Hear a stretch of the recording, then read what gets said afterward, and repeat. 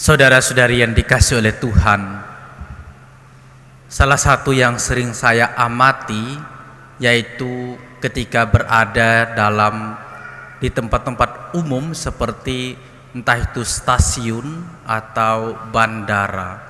Apa yang saya amati di sana yaitu mereka yang mengantar kepergian dari entah itu sanak saudara atau keluarganya atau temannya yang ingin melakukan perjalanan, terutama bagi kalau Anda mungkin ke Terminal 2 Surabaya itu, kalau satu orang naik haji bisa satu kampung mengantar dan bisa makan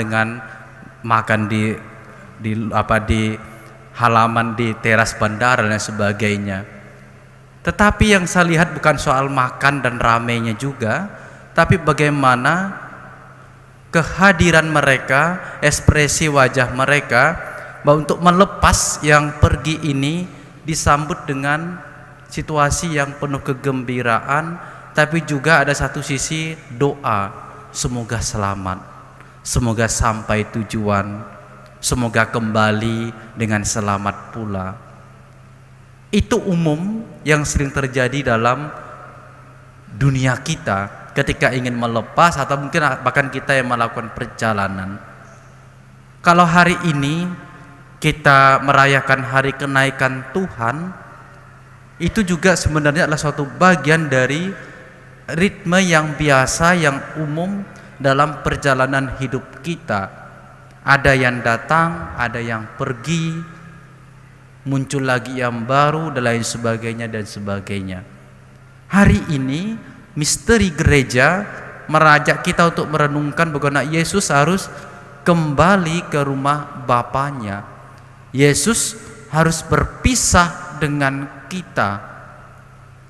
Tapi apakah Yesus meninggalkan kita dengan begitu saja tanpa pesan, hilang dan lain sebagainya? Saya rasa tidak. Ada pepatah yang mengatakan gajah mati meninggalkan gading, manusia pergi meninggalkan nama. Yesus yang berpisah dengan kita hari ini, yang naik ke surga, meninggalkan banyak hal, momen-momen kehidupan, hal-hal baik, petuah-petuah baik, dan bahkan dia mengatakan dia tidak meninggalkan kita sendirian, tapi ada pribadi yang akan datang menemani kita sepanjang hidup kita. Maka saudara terkasih, atas keyakinan ini, perpisahan dengan Yesus bukan untuk ditangisi, bukan untuk disesali, tetapi ini dinyatakan dalam iman kita. Setiap minggu kita mengungkapkan iman kepercayaan ini, bahwa Yesus naik ke surga dan duduk di sisi kanan Allah Bapa.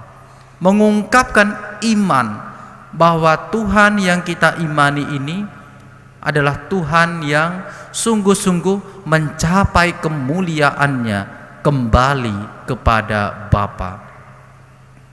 Kalau menurut skema Injil Yohanes mengatakan bahwa Yesus itu dari atas turun ke bawah, yaitu manusia menjadi manusia, dan dia menarik yang di bawah ini untuk kembali kepada Bapa, naik ke atas lagi. Maka proses peristiwa iman kenaikan ini merupakan hal yang sama, bahwa kita juga adalah bagian pribadi-pribadi yang dikasih oleh Allah yang akan ditarik oleh Yesus lagi kembali kepadanya. Dalam arti apa? Iman akan kenaikan ini adalah sebuah iman akan harapan, akan ada kehidupan baru, peristiwa-peristiwa baru yang sungguh menyenangkan ketika tinggal bersama dengan Allah. Maka tugas kita selanjutnya supaya kita bisa ditarik oleh Yesus, dalam arti tinggal bersama Yesus yang mulia ini, maka kita dipanggil untuk melakukan satu hal, yaitu menjadi saksi.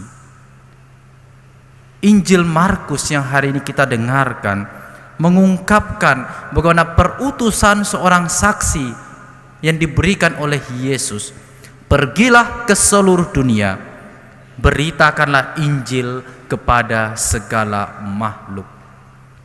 Menjadi orang Katolik, pengikut Tuhan, tidak dalam arti berdiam diri, pergi, bergerak, dan melakukan tindakan-tindakan aktif. Tindakan aktif seperti apa? Memberitakan Injil. Injil adalah kabar baik, kabar sukacita, kegembiraan bagi siapapun. Maka tugas kita adalah aktif, bergerak, melakukan tindakan-tindakan yang sungguh-sungguh mendatangkan kebaikan, menjadi saksi. Itulah tugas yang kita emban, di mana ketika Yesus yang hari ini naik ke surga meminta kita semua, saya dan Anda, menjadi saksi ini. Menjadi saksi. Apakah Yesus melepaskan begitu saja kita berjalan sendiri? Tidak. Sebagaimana saya ungkapkan dalam peristiwa yang saya jumpai tadi, hati-hati di jalan misalnya, selamat sampai tujuan, doaku menyertaimu. Yesus pun melakukan hal yang sama, bahwa ketika kita menjadi saksi, ada penyertaan Tuhan di sana. Kalau kita menangkap secara harafiah, tentu akan menakutkan. Dan itu mungkin tidak mungkin terjadi. Misalnya mengusir setan dalam namaku. Bisa saja kita mengusir setan dalam nama Tuhan. Tetapi pertama-tama adalah ketika kita menjadi saksi, kita diberi kemampuan untuk menolak godaan-godaan setan dan lain sebagainya. Itu telah kita ungkapkan dalam janji baptis kita melalui penolakan setan. Kita juga akan berbicara dalam bahasa-bahasa yang baru. Bahasa yang baru bukan berarti yang sekarang tidak bisa bahasa Spanyol tiba-tiba bahasa Spanyol, no. Tetapi justru bahasa yang baru adalah bahasa kasih. Setiap orang, Anda dan saya, bisa mengungkapkan bahasa kasih itu karena kita adalah saksi dari perutusan janji Tuhan yang diberikan kepada kita. Bahasa yang melampaui verbal kita, melampaui tindakan kita, tetapi itu menggunakan gerakan kasih dalam hati kita. Kita akan memegang ular, minum racun maut, tidak akan mendapat celaka. Bapak Ibu jangan dicoba di rumah. Ini bahaya hanya untuk yang profesional. Tapi yang ingin dikatakan adalah ketika kita menjadi saksi, melakukan kebaikan, kita akan diberi keberanian oleh Tuhan. Sekalipun itu mengancam nyawa kita, tapi Tuhan itu akan menyertai karena memberikan anugerah keberanian. Kita akan mendapat menyembuhkan orang sakit.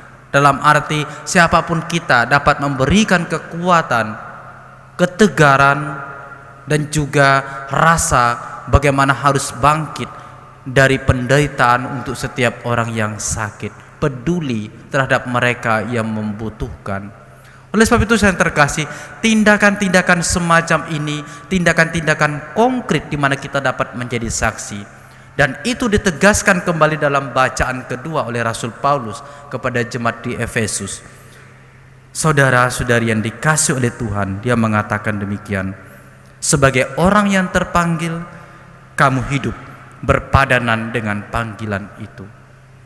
Bagi kita yang sudah dipanggil menjadi saksi kebangkitan Tuhan, saksi kebaikan Tuhan dalam hidup kita, maka kita harus sepadan dengan apa panggilan itu, menjadi saksi kebaikan Tuhan. Semoga rahmat kenaikan Tuhan ini, kemuliaan Tuhan ini sungguh menjadi rahmat bagi kita bersama untuk boleh ambil bagian dalam pengalaman kasih Allah.